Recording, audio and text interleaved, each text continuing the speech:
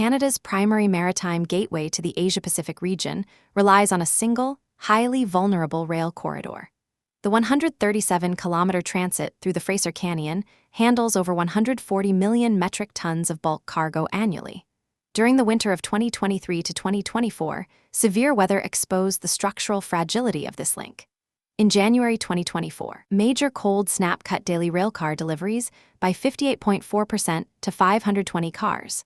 Consequently, the bulk vessel queue in the Strait of Georgia peaked at 54 ships.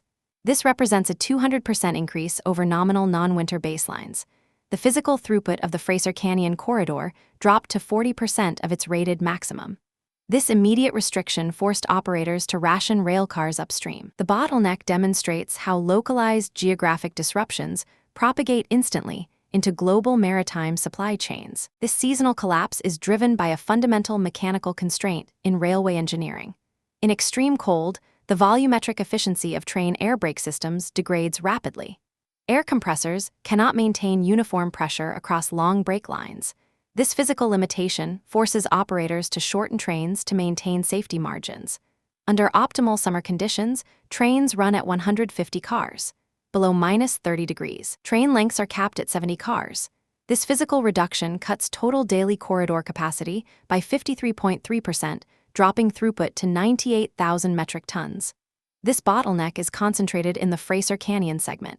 Here, Canadian National and Canadian Pacific Kansas City tracks run parallel on opposite canyon walls. There are no redundant bypass routes.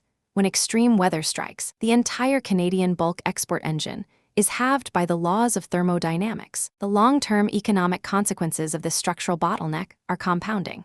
Average vessel wait times for bulk carriers in Vancouver rose from 8.2 days in 2018 to 18.2 days in 2022.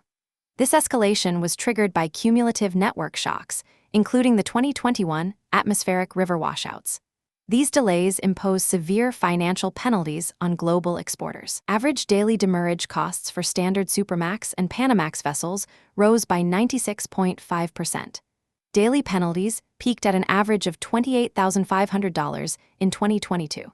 Despite a partial recovery in 2023, wait times remain 104% higher than 2018 baselines.